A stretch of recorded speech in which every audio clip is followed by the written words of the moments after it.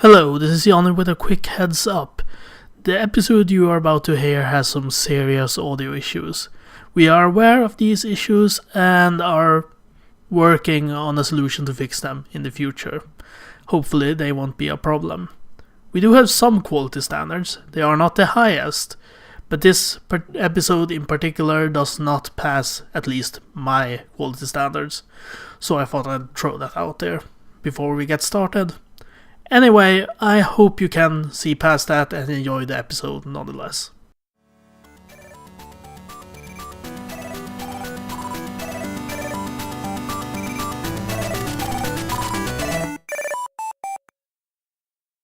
Hello and welcome to yet another Score Attack podcast. I'm your host Mirrog, and with me today is, as every day, Johnny. Hello, Johnny. Hello! So, Johnny, how's it hanging? Well, pretty well actually. I'm beyond hungry. I don't understand the decisions I make.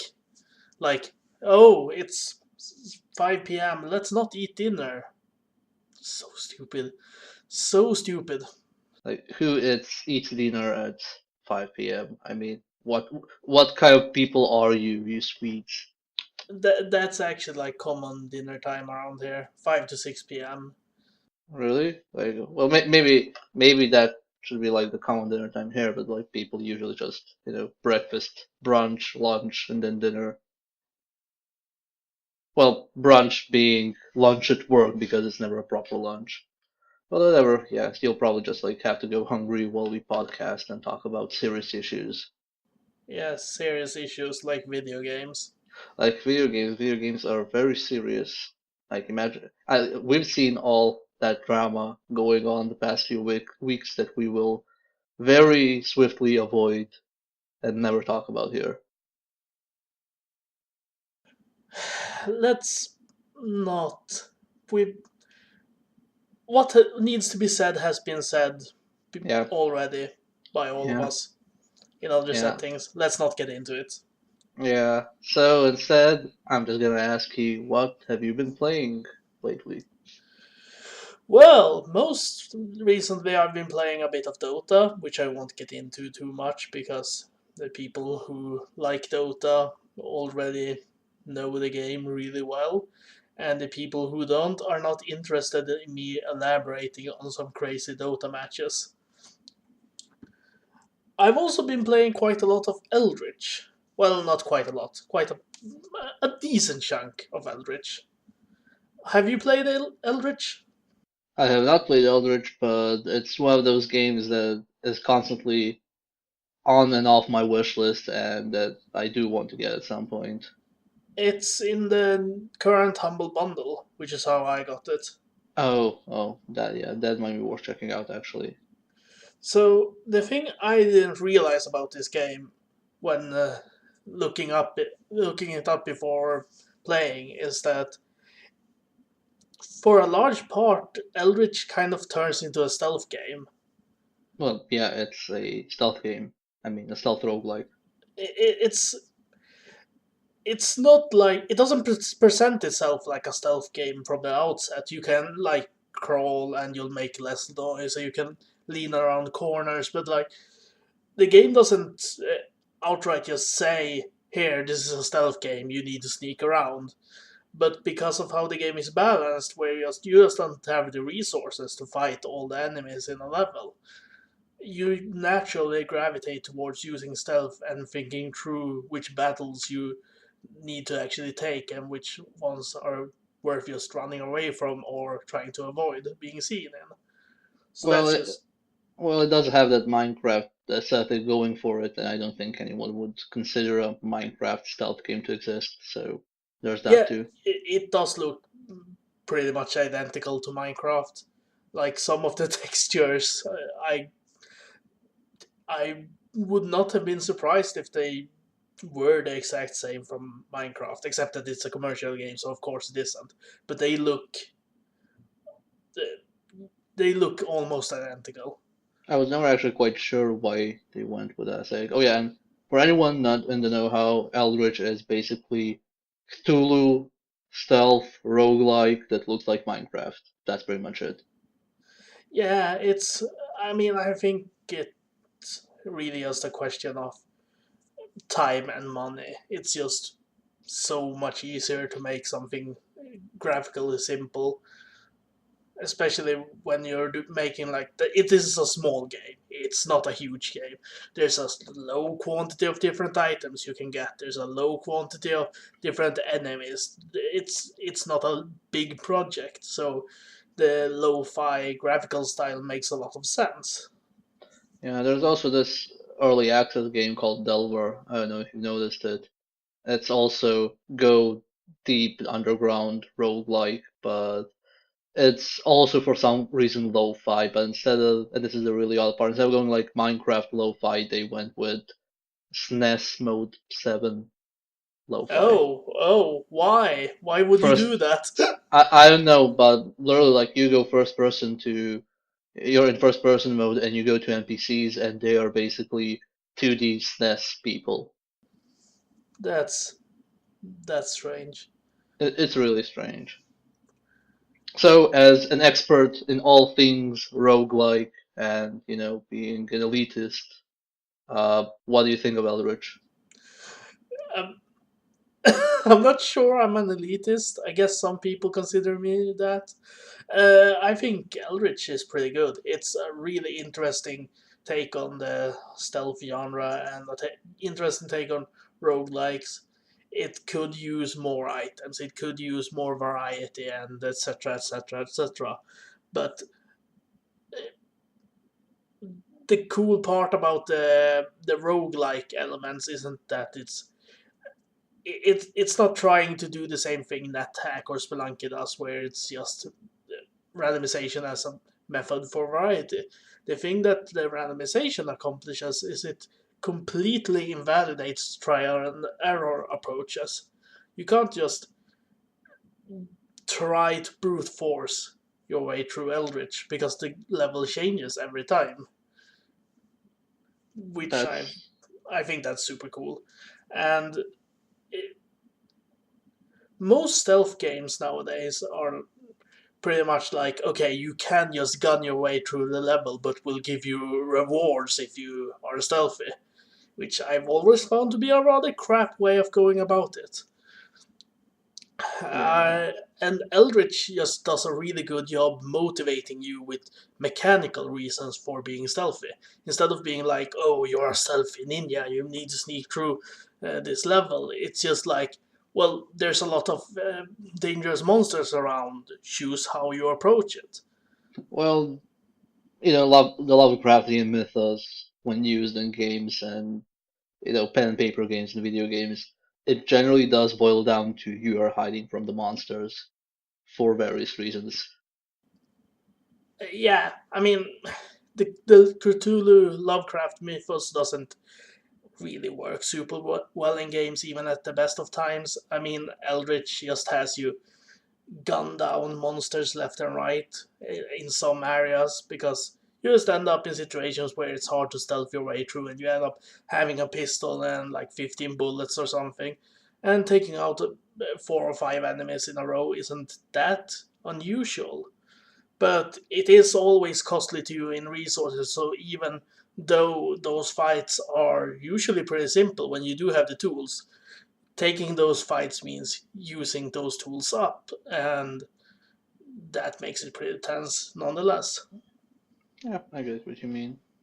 Well, on my end, I've been playing Deadly Premonition, which is Silent Hill meets GTA meets Twin Peaks meets Japan. I think that about covers it. Uh, it's basically one of the most strange games I have ever played, and I've played a lot of strange stuff. I mean, just like going through Japanese games, they're all very quirky. And you know how when you play Dead Rising or something like that, you have those very odd, this is so Japanese moments. Yeah, Well, Deadly Premonition is filled to the brim with those, and not in a haha look how strange we are, but more in a very eerie and uncomfortable atmosphere, much like Silent Hill and Twin Peaks actually. So the thing about Deadly Premonition is you're playing. So it's an old game ported recently to PC. But what the thing with it is you're playing an FBI agent, which who is going to a small town in the middle of nowhere to investigate a murder, and it seems to be tied to a string of serial killings throughout the entire U.S.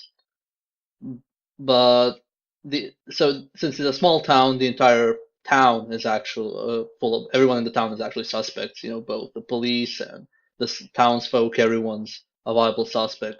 So what you're doing is going through a city trying to find out who's the murderer and doing various missions, profiling events and people. And when I say it like this, it sounds like your very standard fare. I mean, I could probably tell you that it had LA Noir gameplay and it would fit into what I just described. It's But not particularly standard, though, is it? I've heard a few things about it in the past. oh god, so it's yeah. I'm trying to figure out how. This isn't even about spoilers. I'm just trying to figure out how to describe the actual mood because Let me just make this even harder for you. I have never watched Twin Peaks and I have never played Silent Hill. okay, yeah, that does make it harder. Have you ever seen a David Lynch movie? Yes, Which one? I don't actually recall. I know I've seen some of his stuff, but I don't remember the name of the thing I saw.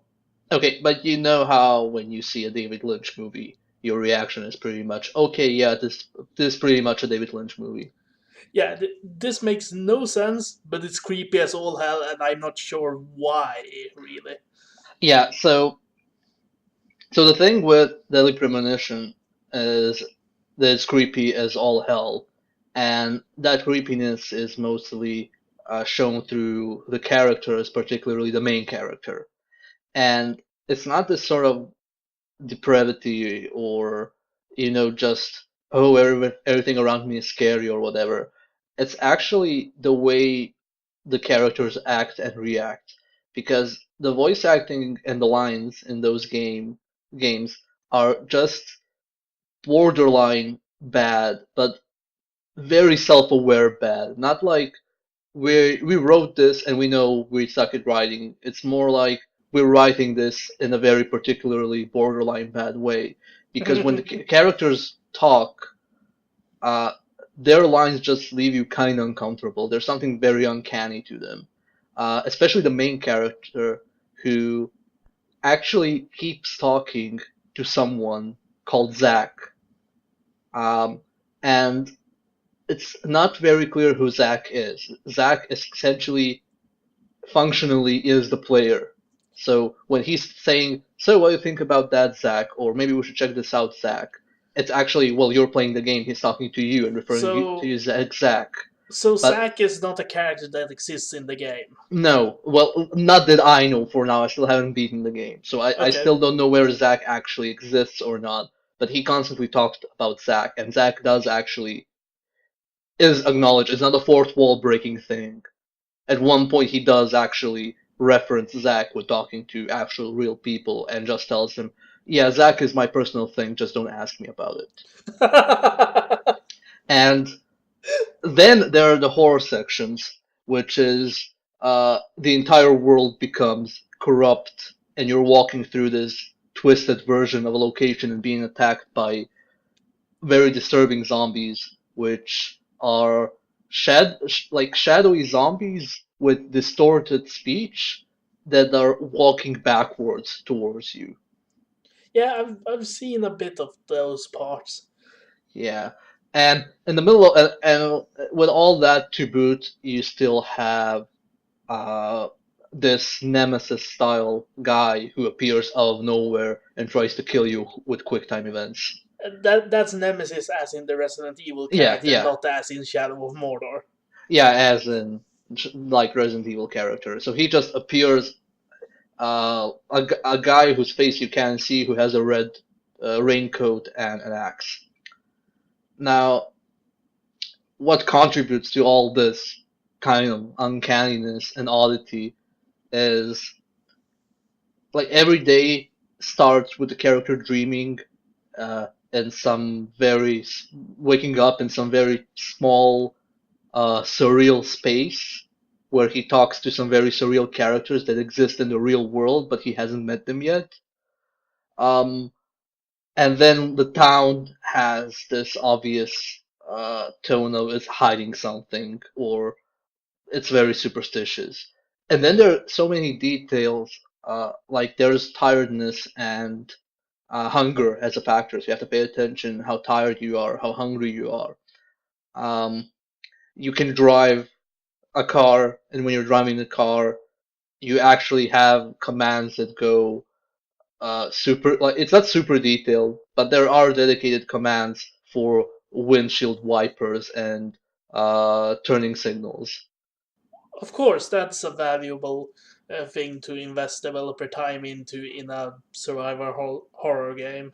Yeah, and then the game kind of rewards you for very menial tasks because you get rewarded with money from the FBI for gathering more information and generally doing stuff or finding collectibles.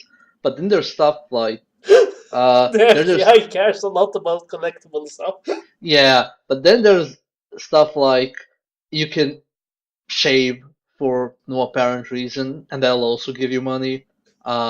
Your clothes can get dirty, so you need to change your clothes and send them to the dry cleaners. Um, Do they also give you money for the clothes being cleaned? I think so. I mean, it's very odd, and then the dialogue boxes are also very odd, kind of self-aware. Like some food, when you eat it, you get a message, you stuffed your face, or uh, or what else was there? Yeah, when I was buying bullets and my inventory was full of bullets, so I had a max capacity, the game told me you can't carry any more of that item, which means there's no rush to buy more. It's very very uncanny. It's very odd. It's something I'd suggest people play just for the novelty of it because the shooting isn't particularly good. The driving isn't particularly good. Most of the game doesn't feel very well made, but somehow somebody combined it in such a way to create a very flawed gem experience. Yeah, it sounds like it's a game where the good parts are not the game parts, really. Yeah, it's something I definitely recommend, and also the PC port is absolutely catastrophically bad. Well, of course it is. And it's still one of those games I want to play until the end because it feels worth it. And it's also one of those games when I started playing, my Steam friend list just exploded and people were yelling at me, "Oh, prepare for the best game of your entire life." Have you? Are there any branching paths, or is there just one story thread? So there's one main story. So far, it hasn't branched off, Oh, and there are side quests you can do. okay, because it seemed like the sort of game where I wouldn't be surprised if they just threw some sort of weird curveballs at you. But Yeah. I mean, I've seen a scene that takes place in a diner. I'm not sure. Have you seen this scene? Well, I've been in a diner, but I haven't seen. Don't know which one you mean. If you don't know which one I mean, you probably haven't seen the one I mean. So I'm not going Okay. to go into it. But yeah, that game seems pretty nuts. Yeah, but I definitely recommend it. And there's also this kind of, so far from what I've gathered, like the people you talk to in the game, the NPCs, both major and minor ones, they if they're odd, strange, they seem like genuinely strange people. But some of them are quite reasonable people. I mean, the two police officers, the sheriff and deputy that go with you, they call out the character constantly for being a fucking psycho because he does act as a psychopath or a sociopath at times. And then there's, I don't know, it's so odd. When you're driving a car, you get prompted to start talking to Zach, or rather, to just initiate conversation. If you're Zach, then to initiate conversation with the character. And he talks about movies all the time. And this is like, oh yeah, you remember that obscure movie, but that by that director? He also did that and that. Oh yeah, and that was the first role of this and that actor. Oh, and he showed how good he was in this movie, and then he starts talking philosophically about movies or actors or directors or whatever, I'm like Pulp Fiction style discussions. I'm starting to feel like this guy, Swery, who directed this game, is like a Kojima without the budget. Man, if this game had a budget, I think it would actually be make it worse. I don't know. It, it's very because the game is obviously buggy in both the original iterations, and it's not really high fidelity. Like the characters look very decent, but everything that aren't the characters looks like utter crap. Um, but I don't know if that thing had a budget. I'm just worried that someone would just put it under constraints and not allow all that insanity that it got away with. Yeah, I'll assume that you haven't played D4, the new game by the same director. No, I haven't. It's an Xbox One exclusive, so Yeah, I'm not playing it anytime soon. yeah. But I've heard very positive things about it, and most people were all, why isn't Microsoft pushing this game? This is the best thing it has for Kinect. Because of course they aren't. It's a weird, quirky, low budget thing with like they don't know how to market things that aren't like everything else they do. They know how to market a shooter. They don't know how to market a swear game. Yeah, yeah, I can see why that would be a problem. But yeah, I would recommend Deadly Premonition at least. Just try it for 2 hours if anything, and you'll get an idea of how odd this game actually is. I should probably put it on my list.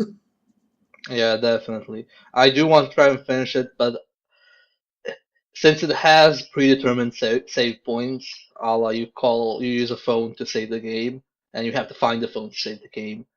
And when you play for a while and the game crashes just before you find the phone, you tend to actually get upset. Oh, yeah. That's Yeah, painful.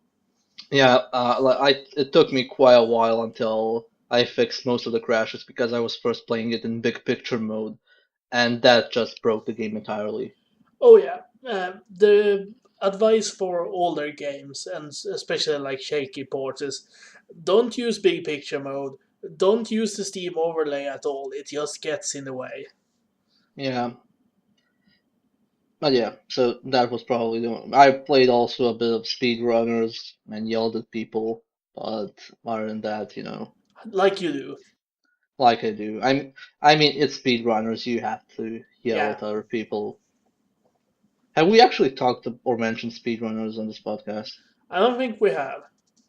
Yeah, we should probably dedicate an episode to just like why speedrunners is better than Mario Kart. Oh god, yeah, that's a discussion I could see myself having a long time. Plus it helps with search engine optimization. Someone wants to see Mario Kart and then they see our podcast and say they're saying something is better than Mario Kart. Now I have to leave my opinion. Yay! People getting mad at me for my opinions. That hasn't happened before a lot of the time. That happens every day. I mean, you just have to open the internet and already someone is upset with you. Pretty much, and we're not even well known. Yeah, don't worry. Like I said, people will find out everything. Anyway, speaking of making people upset, let's talk about anime. Anime, woo! And also, I'm gonna since I have a lot of people who do actually speak Japanese, in case anyone is listening to this, I'm just gonna use the American pronunciation of it because talking in English and then saying anime sounds very odd. I won't even try pronouncing any Japanese things. I'm glad that most animes have an English name. the ones that don't have a proper official name for the English version of them, just please get on that shit because I don't understand Japanese and neither do most of your Western audience. Uh, so, what is your favorite anime of all time? That's a tough question. I mean, it's probably. mm, it's probably the melancholy of Haruhi Suzumiya, Uh, which is a name I also completely butchered, I'm sure. no, I'm the more it's more just like to your choice, to your taste of inferior anime. It's so good, though. I mean, uh, the melancholy of Haruhi Suzumiya is like it's a high school drama anime. It sounds like it should be rubbish. It plays into like every trope imaginable for the high school drama anime stuff. I, I've seen the first season. I think there's a second one too. Oh yeah, the second season. This the second season. I remember Um, something just like something about Endless Eight and people being upset to all hell, and I just figured, yeah, I'm not gonna watch that. oh, the Endless Eight. Yeah, I'm not upset about that personally, but I can see that people who would watch that as it aired on TV would be pretty mad. The, That was essentially 8 episodes they, repeated. they there's a plot reason for why they did this, Yeah. but I can't imagine what their actual thinking was. But for before we get into that, let Okay. me continue talking about what the show is. Basically, the thing that makes the Melancholy of Haruhi Suzumiya so good is that it lampoons every single common trope in current drama anime stuff. Okay. It's very self-aware about everything it does, and it, it very cleverly uses its format and its tropes to set up for later things in ways you would not really expect. They use the standard tropes, but they always like take them one step further and try to do something you wouldn't expect with them. And that's just pretty well written stuff with cool characters you can I, relate to. I, I mean, don't get me wrong. I liked the first season, and I really enjoyed the non-linear storytelling. I thought it worked really, really well with it. The Uh, non-linear storytelling is pretty amazingly laid out because they use yeah, the episodes are not in chronological order and yeah, they use later chronologically later episodes to set up a few hints and details about things that are coming up in ways that just start making you wonder like what does that mean, what is that a reference to. It's really yeah, clever. yeah. I mean, I liked it. I'm just, you know, it doesn't seem like best best anime of all time kind of thing for me. It's And just I can't imagine it being for, people. I mean, I can get why someone would, you know, say, "Oh, Bleach is the best anime ever," or someone saying, "Oh, this obscure 12 episode thing is the best anime ever," but I don't know about that one. it's just I like it a lot because of how it both celebrates and makes fun of current tropes in anime, and it does it really well. But Uh, Endless Eight, as you alluded to, this is like the season two. Each season is like 12 or 14, I can't I, remember, episodes long, yeah, I think it's something 12. like that. And in season two, 8 of those episodes are literally the same episode, with the last one ending slightly differently. It's literally like a time loop thing. And they just go through the same events 8 times. And each time, it's not like they just repackaged the same episode, because they went through and redrew every scene, re recorded every line, rewrote every line so it's slightly different on every loop, and then just made 8 episodes. And it's not like they ran out of material or something. There's a lot of more stuff to draw from the novels that it's based on, light novels or whatever. they Yeah, like to call them nowadays. yeah, light novels. And I'm really not sure why they did that, because in the source material, the Endless 8 is like 30 pages or something. They resolve it super quickly without going into all the loops in that one. I'll It's be not honest, like they don't they go into all the loops in the Endless 8 either. They leave out most of it, but they go through 8 of these. they I'm did not. they did it to mess with people. I mean they did it just to literally fuck with people. I mean, probably. I'm not sure how else to interpret it. I And I remember that period being one of those periods where creators were kind of miffed at anime fans, and there were a lot of middle fingers to them. I think this was one of them.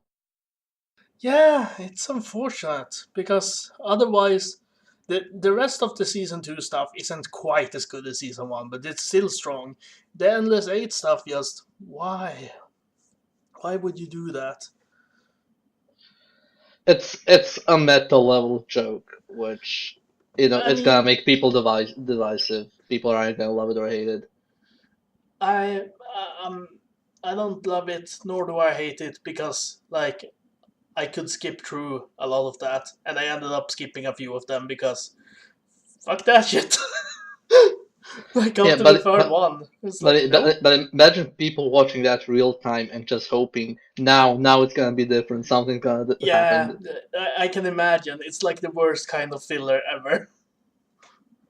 Yeah, Because, it's like watching Dragon Ball Z essentially. I'd rather watch The Endless Eight than watch Dragon Ball Z. Ooh, them spying words. Yeah. I, Are we gonna crap on the legacy of 90s anime now? don't Or was get it? me wrong, I really liked Dragon Ball when I was 14. Well, I think that's the only age you can like it in. Like, and I read the manga. I didn't really watch most of the anime. I read the manga, all of it, and I mean, I enjoyed it, but it doesn't hold up. It doesn't. I can't go back and watch it or read the manga again. Like that doesn't work. I have this funny thing about Dragon Ball because I originally watched in German, so I can only watch it in German or English now because if I hear the Japanese voices, my ears bleed. Mm. Germany has a pretty strong like dubbing scene, Oh, as I understand. it has an amazing dubbing scene. German dubs are, in general, not just for anime, in general, are very, very good. Better than English dubs, probably. Oh yeah, oh yeah. They actually even localized some stuff directly from the Japanese versions because I remember watching Sailor Moon on German TV, and the characters that were cut from the Western localization, they existed in the German version. So they actually take the original source material and localize that, That's or at least they cool. used to. Um, have I ever linked you any of the Swedish Disney dubs on YouTube? No, and I'd rather you not. It is so amazingly bad. It's I mean, just mind-blowingly I awful. see your expression now on the video feed. I know I don't want to see that. It's so bad. It's so good. It's so bad. And like talking to my countrymen about Disney stuff, most of them still prefer watching the dubbed versions because that's all they know. And I'm just like sitting here tearing my hair out. I can't stand them. I just can't. Serbia had a really strong dubbing scene in the late 80s or early 90s with stuff like Bugs Bunny cartoons and Disney cartoons. But later on, it really went to hell. And now it's getting kind of better from what I've gathered. I know that at least SpongeBob SquarePants is very, very well dubbed in Serbian. Like so well dubbed that I actually prefer Serbian over English. I I there's just no incentive to really develop a dubbing scene here because everyone over the age of being literally a child understands English. So Well, it's a method of preserving language. I mean, for example, the Germans dub absolutely everything. and that's why when you go to Germany, uh, most people don't actually speak English that well. I mean, from those that I actually encounter. Yeah, um, I disagree with the motivations behind such actions. I don't see like preserving language as that important unless you're actually talking about a dying language. And Germany is not a dying language. Let's be very Well, clear. yeah, but with this kind of approach, it won't ever reach that point. I mean, in Serbia, for example, we don't dub that many stuff. Cartoons for kids, yeah, but essentially movies, TV shows, everything is subbed. And the end result is people understanding or speaking English quite well. I mean, if you speak English and you go to Serbia, you probably get by with zero problems. The issue arises then when people butcher Serbian because what they do is they take English words and then Serbify them, literally, instead of using actual Serbian words that exist and the vocabulary that mean that. I'm not sure we should get into linguistics any further than that. I have opinions, and people disagree with them. Okay, then let's talk about Japanese cartoons again. Um, have you All right, seen have you seen FLCL or Furikuri or Fulikuli? I have, and that's also on my top five list because That is also my top five. That is one of the most amazing things, and I'm glad Gainax made it. it's so good. Like I'm going to just praise this wildly, but let's start with something that a statement that will be hard to defend later. It is the single most human anime I have ever seen. Okay.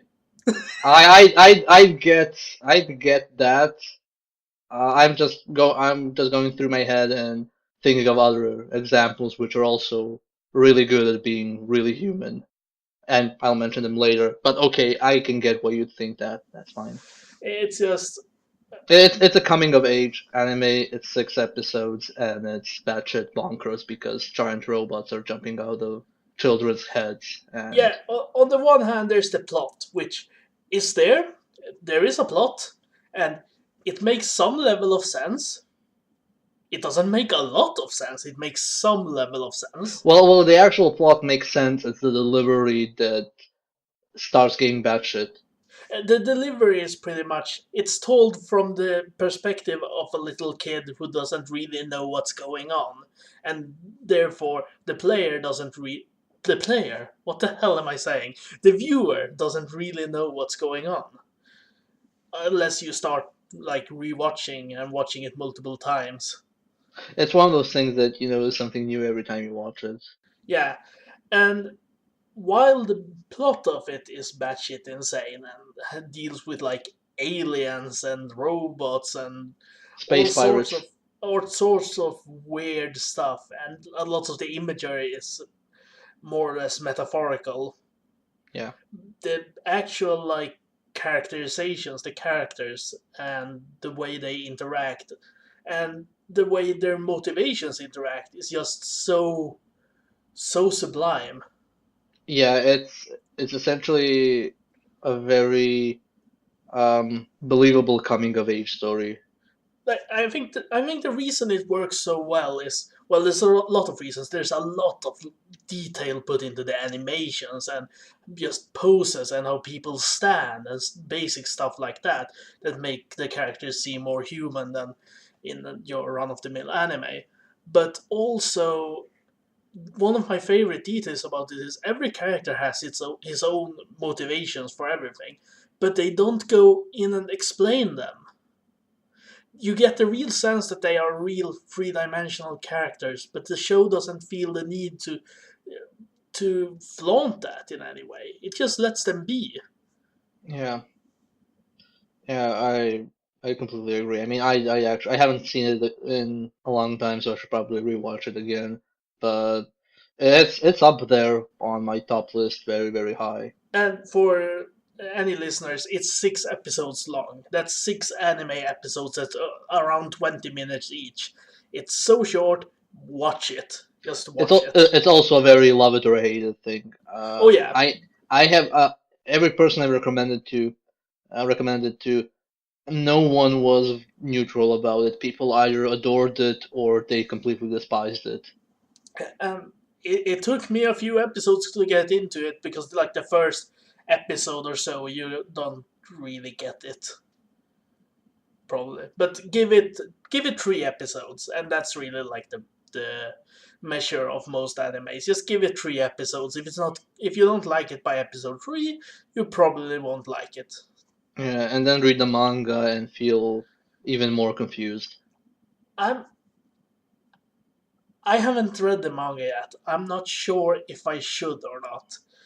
It's a different outcome and generally goes in a different direction. Yeah, I realize that it's very different, but like a lot of what I like about FLCL is that it's so concise, so compact, and it's over long before you get tired of it.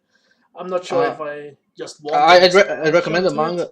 I'd recommend the manga because the anime is made so that it's basically a total opposite of Evangelion. So it's an emotional experience but with positive emotions. The manga is an emotional experience but with very confused emotions. It's darker, definitely, but it's kind of if the main character from the anime didn't manage to cope with certain stuff, and this isn't like him going, depressed mode or Shinji mode or whatever. It's just a very darker outlook on growing up, and it's not darker in the sense of literally showing you much darker stuff. It's more just the tone of it. It's very Okay, different. I think it's worth checking out. I watched it. I actually couldn't follow most of it, and that was the first time because the layout of it is like the anime. It's very chaotic. I may end up checking it out. I'm interested. I'm definitely interested, but also a bit skeptical. We'll see. I, I love the show so much that I'm just inherently a bit not sure I want like a slightly different version, but we'll see. Yeah. So another thing, I recommend this to you, and I'm sure you haven't seen it. Like most stuff I recommend, but Princess Tutu, have you seen that?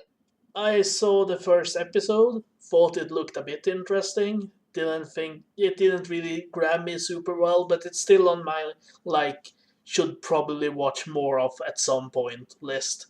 Yeah, I won't go too in depth on it, but as a recommendation, it's essentially a non-fetishized magical girl anime, which anyone who has ever dabbled in writing or creative arts will appreciate because it plays a lot with the relationship between author and characters. That's interesting. That's very interesting. Yeah.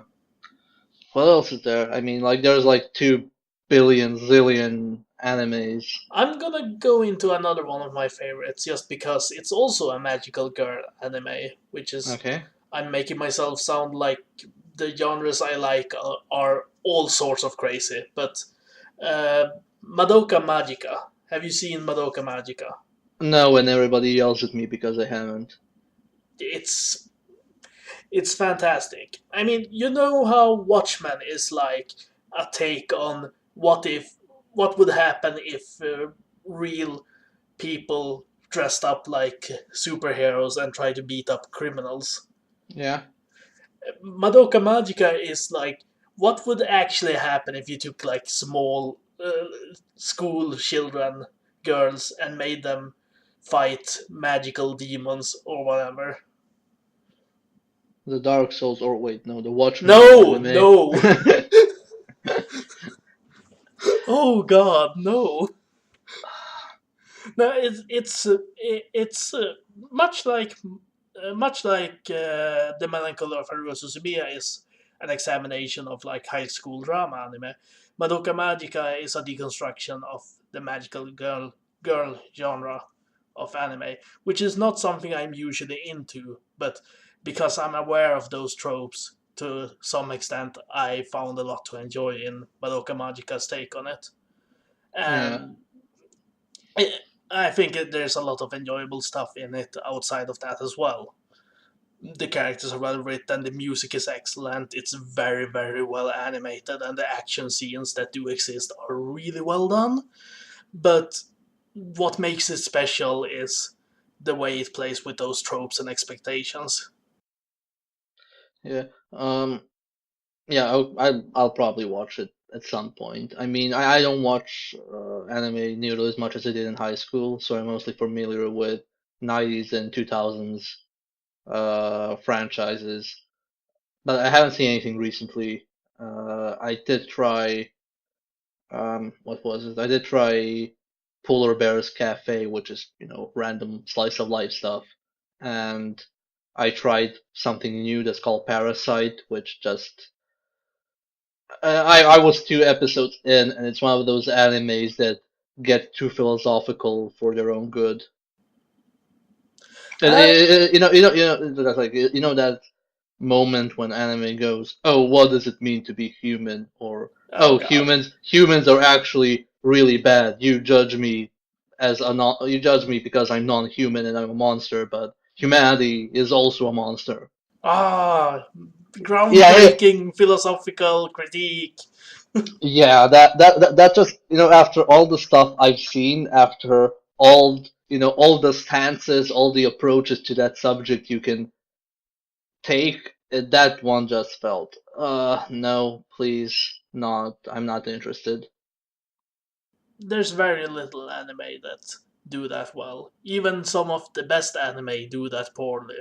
Like Ghost in the Shell is so amazing cyberpunk detective anime, and it feels the need to like every 2 episodes or so just go on a philosophical rant about something, and it just becomes the most cringe-worthy scenes in the entire Y- thing. if you appreciate that stuff done well, then I'd recommend Technolize if you haven't seen it. I am not. Technolize is also a cyberpunk anime, and it does tackle those questions of what it means to be human or what it even means to exist at all. But it doesn't tackle them as in now the character needs to ask what is a man, but it tackles them in the actual storyline that goes on. Yeah, the thing that Ghost in the Shell does is it kind of does both of those approaches. It both does really clever storyline stuff that talks about those sorts of things, and then it feels like the need to talk about it explicitly, and it just becomes so much worse when it goes into Yeah, that. yeah. Technolize is I'm just gonna say it outright. It is not a pleasant experience. So, Okay. and the first episode has 3 lines in it. Okay. Yeah, the entire first episode has 3 lines in it, and the only I figured the reason why they did that was as a very huge disclaimer of what you're getting into. It's a very suffocating experience, and if you can pull through the first episode, then you're kind of mentally prepared for the rest of the series, which doesn't pull any punches. Okay. But it's one of the it's not on my top list, but it's one of the most quality things I have seen, definitely. I mean, in animation at all. I think it's pretty funny that you say like you haven't seen much anime since high school, because most of the anime I've seen in the last couple of years. I've seen some stuff before. I mean, I got into the whole stuff with Naruto and Bleach when that was popular and I was still a kid. Sorry, I was just like choking on Yeah, sure, you those weren't laughing names. at me at all. Naruto is terrible. Of course, I know that Naruto is terrible. I was a kid. Sue me. The only marathonic shonen thing I I will like allow is One Piece. And I haven't seen too much of One Piece, but it's I will actually I will not allow One Piece. whoa. But you will allow Naruto, what? No, Uh, This is why nobody should elect me world leader, because the first thing I would do is ban Naruto, Bleach, and One Piece. Uh, okay, yeah. I mean, it wouldn't be too much of a tragedy. But then you would have to compromise. You would have to, ban Attack on Titan. Oh god, I would gladly ban Attack on Titan. I like this is why I know a crap ton of people who've seen that, and whenever I say, "Oh yeah, maybe I should watch it," no, don't watch it. Everybody says that, like, no, don't watch it. Don't watch it. Just don't watch Attack on Titan. I know it looks promising. Uh, Well, the Yeah, opening, the opening looks extremely promising. The opening song, I mean. the first opening theme, it has two in the first season. The first opening theme is fantastic, and it captures like everything that anime tries to do really well. The point is that it may try very hard. It doesn't really succeed at any of the things, like none of them. Attack on Titan tries to be Full Metal Alchemist in a way. It tries to be a slightly more grim Full Metal Alchemist. It tries to be what? It Good? tries to just be this mixture between shonen and more Tolkien anime with Oh, lots of okay. interesting side characters and uh, grisly action, and characters may die, and it tries to walk that same line Full Metal Alchemist did between teenage anime and more adult stuff.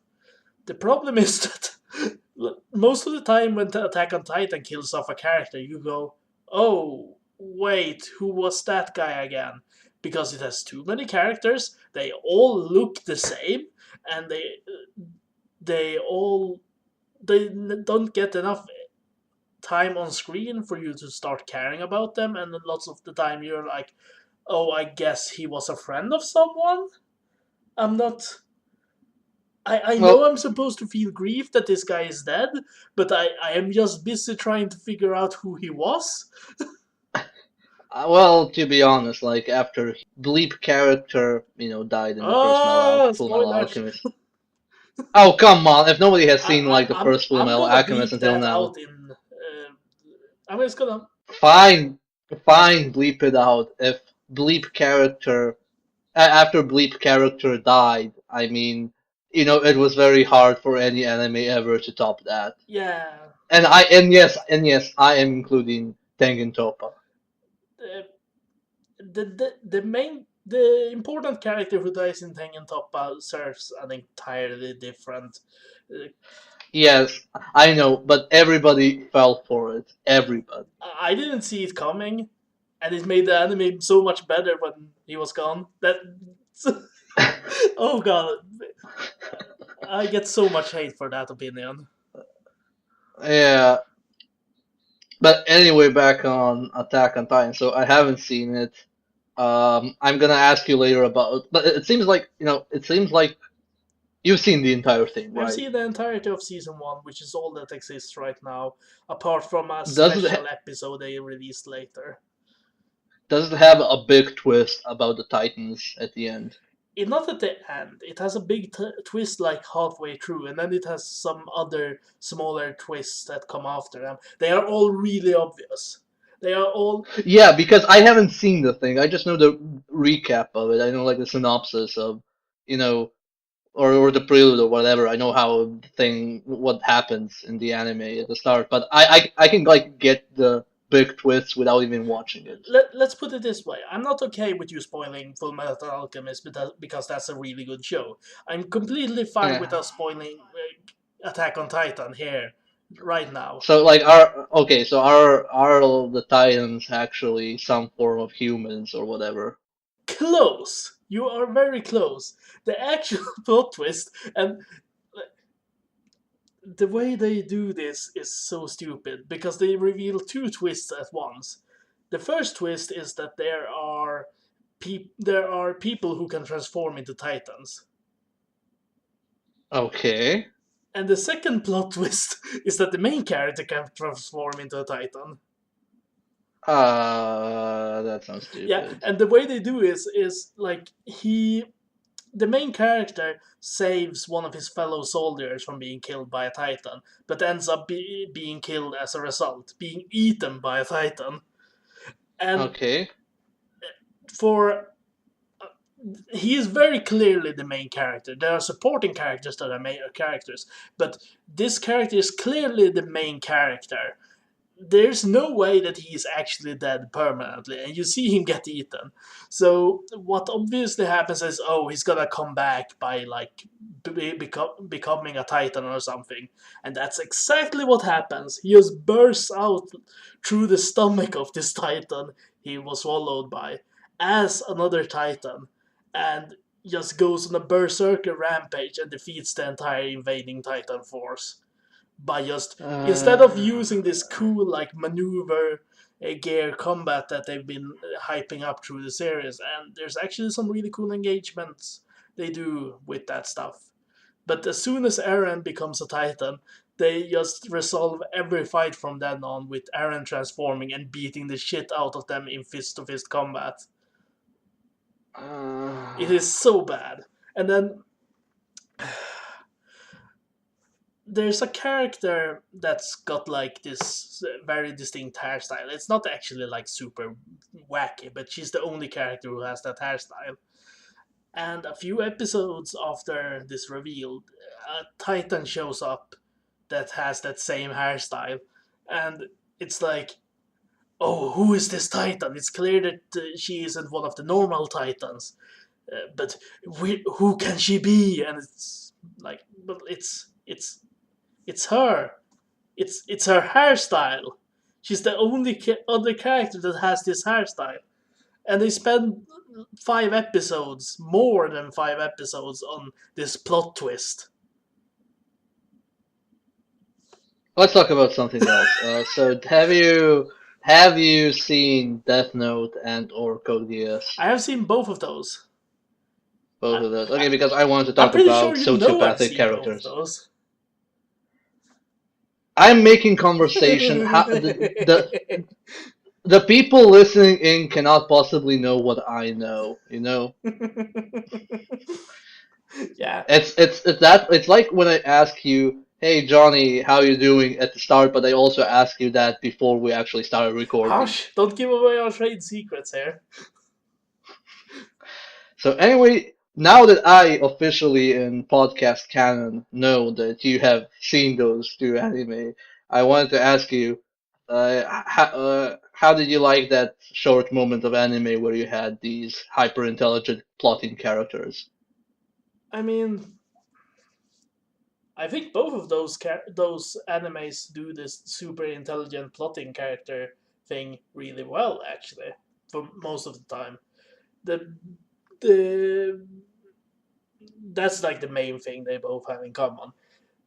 Death Note, I think, is probably the cooler of the two, but Well, definitely because it has much less clutter. yeah, but the problem with Death Note is they forgot to like they made all the characters hyper intelligent and forgot to give them personalities for the most part. And it seems like a pretty basic flaw. Maybe they should have hired like some character writers instead of just plot writers. I don't know. It's Death Note is a really cool show. It, you, I could go into the plot, but really all you need to know is it's a cool show where they just The main character is a mass murderer essentially, and the second main character is hunting the mass murderer. And what's funny is that he actually narrows down his selection in like the first episode enough to just suspect the main character right away, yeah, which is something I liked. it's Uh, it has some really cool ideas, and but basically if you want to watch a really cool anime with a super complicated plot that still makes sense in the end, then actually don't watch Death Note because it stops making sense after a while. But the first half of that show is really good.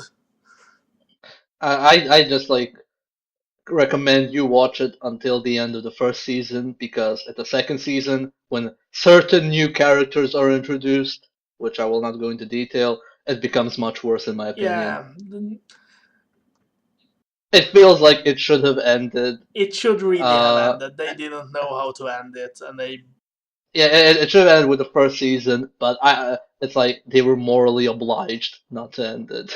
I think my my view is that they would have been morally obliged to actually end it because that would have been a good ending instead of the It, it would have been an amazing ending. I would probably have liked it much more if it ended where it did. even if it did though, like even the first season, I couldn't place it on like my top 5 or anything like that Oh no, no, because no! Like I wouldn't even do that with like Code Geass even. even though it's really cool and the plot is awesome for a start, and the way they manage to tie everything together in a way that makes sense is really awesome. It just suffers from every single character in the show being a completely unlikable douchebag. Well, I liked Actually, that's not fair. Saying that they are completely unlikable douchebags still makes them out to be more complete characters than they are. Actually, they're completely unlikable archetypes. I liked that police assistant guy. Yeah, he's probably the only real character on the show. He was actually a really good Yeah, character. goddamn Well, Misa. yeah, yeah. Ugh. Oh God, yeah. Let's not go into Ugh. that. Yeah, and what I liked in like so Kogas is essentially the main. Well, it's not actually Death Note. I was gonna say it was Death Note with robots, but it's not. It, I mean, it has a hyper intelligent character rebelling against the big kingdom. Code Geass is, as you say, also a show about a hyper intelligent character outsmarting everyone and being super cool doing so. The difference is that it's a military anime with lots of Yeah. fighting and military politics and stuff like that, and it builds up this huge world that makes some kind of sense, but not really. Well, in that specific anime, so I felt like the characters were much more human than in Death Note, but I also felt that that thing was so full of clutter. I mean, I often compare it to taking a golden chain and dipping it in poo. Yeah, It's it, it's it's still a golden chain, but it's in poo, and it has all sorts of poo sticking on it. yeah, it has a lot of cool ideas, and it executes on some of them fairly well, but it tries to do too much and ends up spending too many times introducing cool ideas instead of developing them well, and in the end, just kind of the Well, eventual plot I twists. Let's not spoil specifics here, but the eventual plot twists just I'm just gonna spoil filler here because that's the biggest problem with the anime. So it's like stuff is happening, everything is urgent, and then a cat uh, steals the mask he uses in his secret rebel identity and runs around with it on campus, and he's chasing the freaking cat. and like a mayor character that is actually uh, on the opposing side from the main character helps him try to stop the cat, not knowing that that the cat has taken the mask, and that's why they're chasing the cat. And And then I think that the part where I paused the whole thing and walked away from the TV was when it turned out that the maid was a ninja. Because it of had course, the maid everything. is an India. It's an anime. No, it's like we added so much stuff. It's like plot twists, robots, love interest, family, family drama. It's everything, and then mind control, and then all sorts of Oh stuff. god. And And then the maid is also a ninja. Is there any point at which you can stop with it? It even has an amnesia section. I, yeah, it has like several amnesia sections with several the characters. the I mean, the really important amnesia section is just amazing, and like they had no idea where to go after the previous plot event, so they just like amnesia. Let's start over this. Let's start this yeah, yeah, particular part of the plot over because we have no idea what to do now. yeah. I just like they should have just like kept it to Lelouch and Spinzaku and Like whatever. the main thing, Lalu uh, taking over this rebellion and using it as a revenge, as part of a revenge plot against people who wronged him in the past, is super compelling stuff. Yes, yes, and then you fill it with And crap. weird plot twists and the plot twists, man, they just no. Yeah, I don't know. I mean, let's okay. Let's talk about stuff we definitely like. So, what else do you have on your top list? Let's see. We'll talk about FLCL, Madoka Magica.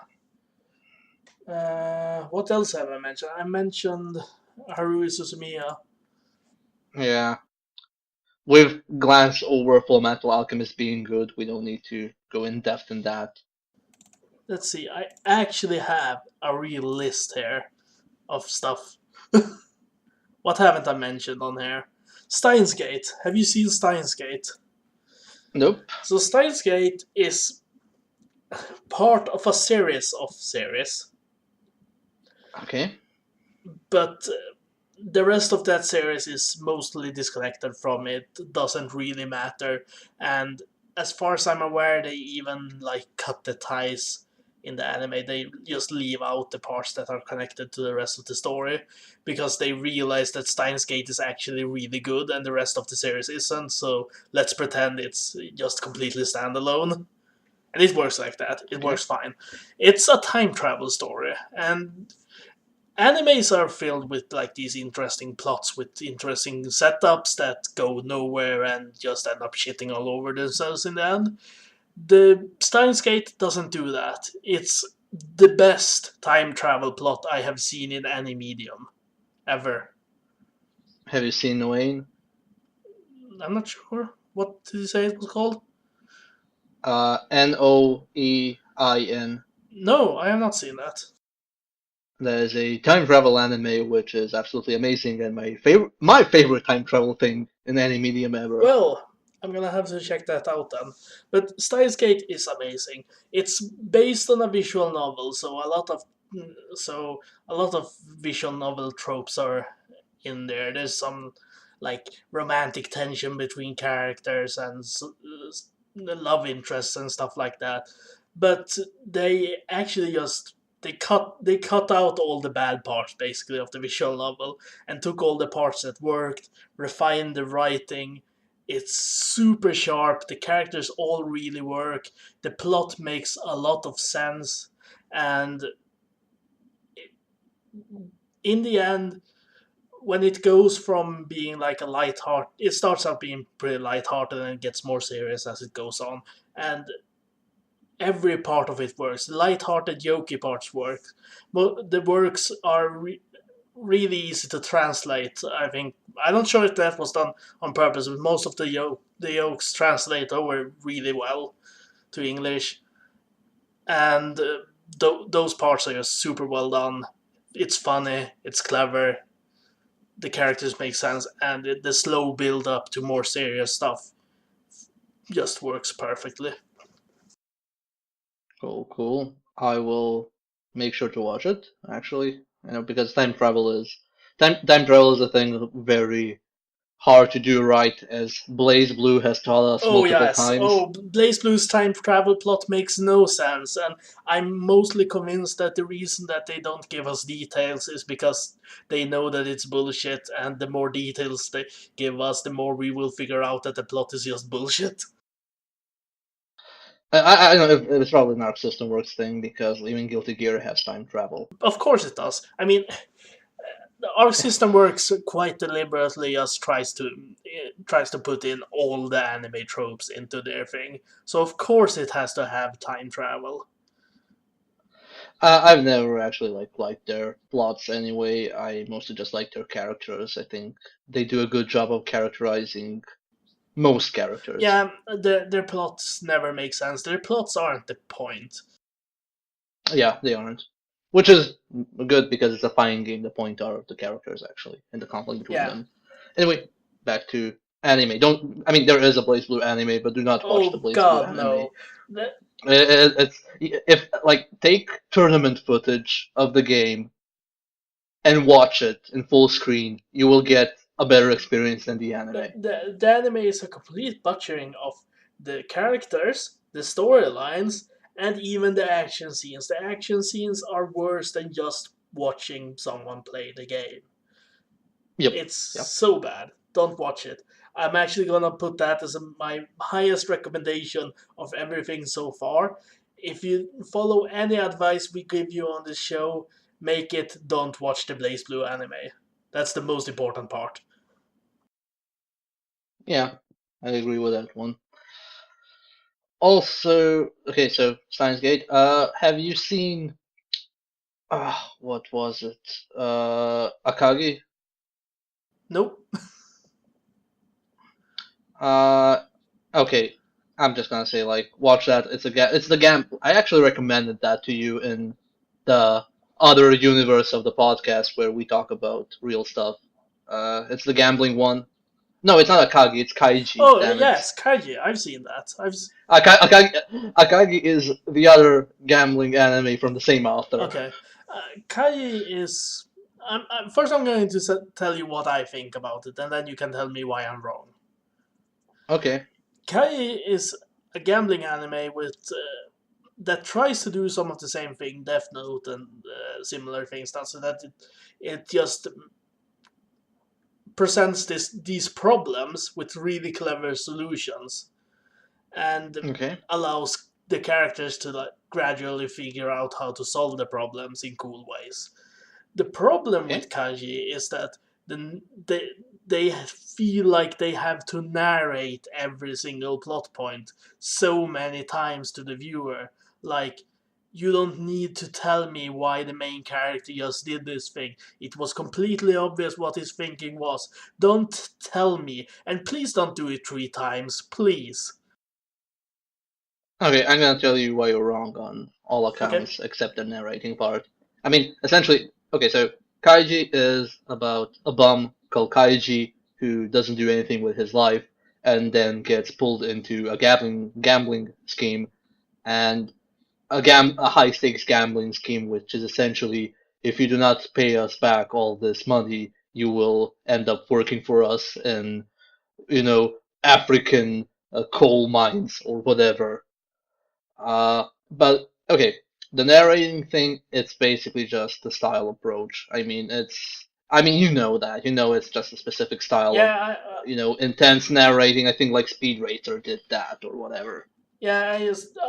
I just feel like at some point it feels like it's looking down at the viewer, like it doesn't trust me to figure out anything out for myself, so it has to tell me all the time. I never felt like that. I felt it was more like just building tension because the actual narrator is a very hyped up individual. I mean, it's also what how I view it wasn't as explaining. I view it more as how in plays you sometimes have the chorus which comes and talks about the plot points that happens. You had that in old antique plays a lot, and you had that sometimes in classic plays as Yeah, well. The chorus just appears and then recaps the entire thing and talks about it, comments on it. It's a very classical play type of thing. That's why I didn't feel as insulted about it. Mostly feel insulted about that kind of narration when it's a scientific thing or it doesn't feel like I'm paying attention. But in Kaiji, it always felt like they were commenting about stuff that happened just now, like filling up the commentary. They were never, you know, I don't know, I didn't get the impression that they were just like, oh, the viewer has to be dumb, he isn't getting what this means. So let's go into false science, like fake science or I whatever, mean, and I explain think it's kind of both that it's trying to be like this hyping thing, but also as a safeguard in case the viewer does not get it. And I think it leans a bit hard on it uh, in some cases. I don't know, maybe it's also from the manga because the manga also has that as well. I think it might have been just, an adaptation thing. They decide, oh, we have like a lot of narration boxes in the manga, we might as well put that as an actual narrator. The thing with Kaiji is it's not essentially about the complicated, genius plots and plot twists and figuring out problems. Like, the essential thing about the entire anime is that it gets extremely philosophical the deeper you get in. Really? And yeah, the essential driving force behind the anime is the idea that you will never get anything for free. You will never, if you rely on luck, if you rely on the grace of God, of other people, if you rely on anything else other than yourself, uh, you will get nothing. It's why when Kaiji fails, he always fails because he didn't plan out what he did. Because he relied on an external factor, and all the moments he actually got away with his life or managed to do something uh, properly, it's because he planned it out and he relied on his wits at every time and had contingency plans. And the anime is very transparent about that the further you go in. And also, you have this kind of opposed forces. You have these villains who know that, and Kaiji who knows that but sometimes forgets that. But the opposing force, the villains, are more in the sense of, yeah, we're doing this because that's the only way you're gonna win. You have to be, heartless, cold, calculated, and whatever. And Kaiji is like uh, an example of relying on yourself, looking out for yourself, not relying on luck or anyone or external factors, but still being a good person while doing that. Not forgetting that you're still human. And it actually and emphasizes that more and more the deeper you go in, and that's why I think it's one of the most inspiring animes I've actually watched ever. It's essentially a big moral of you know be a better person. That's interesting. That isn't at all what I got out of it from watching the first 3 or 4 episodes. Yeah, well, you should probably watch the rest of it because we all know that the first episodes of each anime suck unless you're Samurai Champloo. In which case, the first episode is almost the best. Kinda. Samurai Champloo is really cool as well. Yep. As is, all Watanabe stuff. I mean, Cowboy Bebop and whatnot. Yeah. Anyway, I think we've been doing this for over an hour now, so we should probably end Okay, this. so closing question. What is the thing about anime that you think is cool in general? What is a specific anime approach that you like that you think is interesting that doesn't exist in other mediums, formats, genres, etc.? Okay, what I think is sets anime apart is mainly that the the use of animation as opposed to real actors allows them to sell situations that would seem outlandish in Western TV. But the actual thing that keeps me watching animes lately is not that. That's like the core thing that makes anime different, but rather that anime tends to have these more plot driven experiences where the shows change as things go on, simply as a result of the plot changing and the plot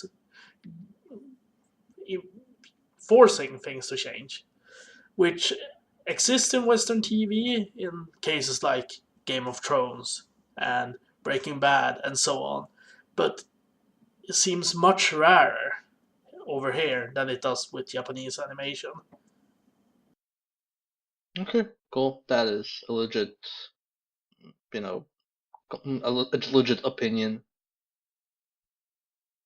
And well, for me, I don't know. I probably just like a fanboy weeaboo guy who likes flashy fighting. I mean, I like Fist of the North Star. I like fighting games, and I like that anime generally toggles subjects that Western cartoons are either too afraid or not adult enough to tackle.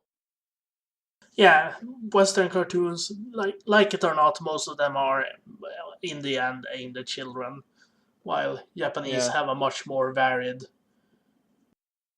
I mean, like they are, but I'd still the one thing that Western animation does better than anime is that they're very good at having a target audience, but also hiding stuff for other audiences, especially like in Freakazoid or in Batman the Animated Series and Yeah, such. sure. Western cartoons do that a lot, I guess. Anime tends to just nail down one demographic and pander to them Yep, endlessly, which is probably the worst thing about anime. It tends to get very pandering often. yep. Okay, well, that's about it. Next time we will return probably to talking about games. Hopefully. Hopefully, this has been your score attack on anime, and I'm Oh god. Midrug, and this is why no, why did you laugh? You ruined a perfect outro. You horrible I person. think it's better now. Bye! Bye.